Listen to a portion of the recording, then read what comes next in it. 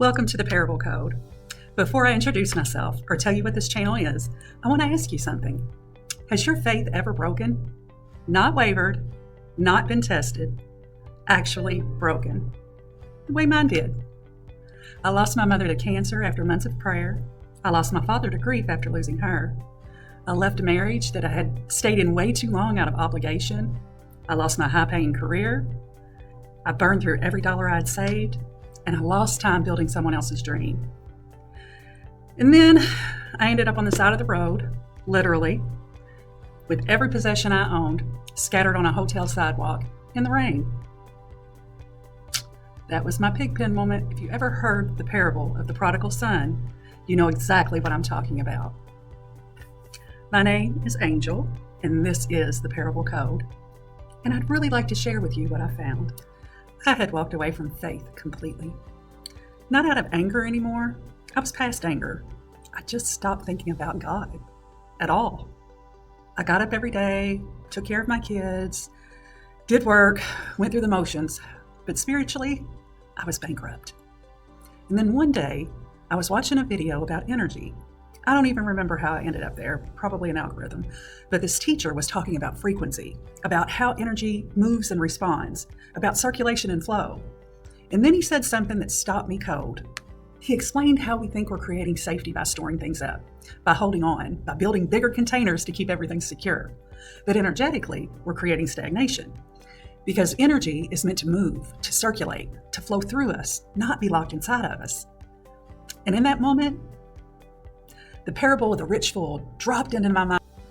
I thought I knew what it meant, a warning about greed, about trusting money over God. But suddenly, I saw it completely differently.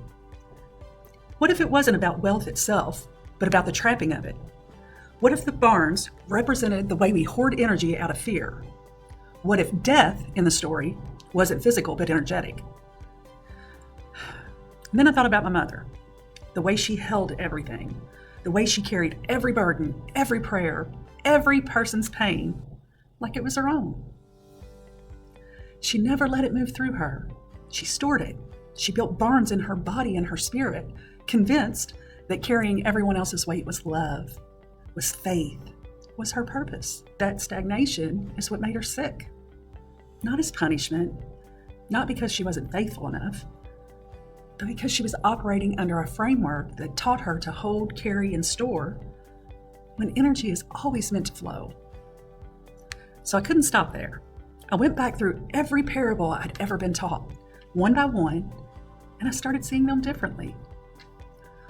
The sower wasn't just talking about belief. He was talking about the state of your inner field, whether it's ready to receive high-frequency truth. And the prodigal son wasn't just about forgiveness. It's also about frequency alignment, about what it feels like to return to your true energetic home after years of living in exile. And the weeds among the wheat wasn't just about good and evil. It's also about contrast, about how high and low frequency energies exist together until maturity, and then resonance naturally separates them. It was like someone had handed me an entirely new way of seeing things. And then I found this. All things Jesus spoke in parables, and without a parable, he did not speak to them. That the things kept secret from the foundation of the world might be revealed. Secret? From the foundation of the world.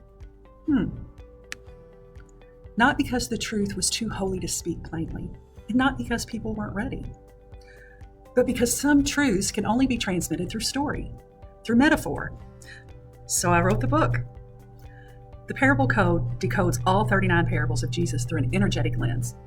We discuss the traditional teaching, the energetic translation, and my own personal story of how I lived several of them before I even understood what it was actually trying to teach me. Because I didn't just study these parables, I lived them.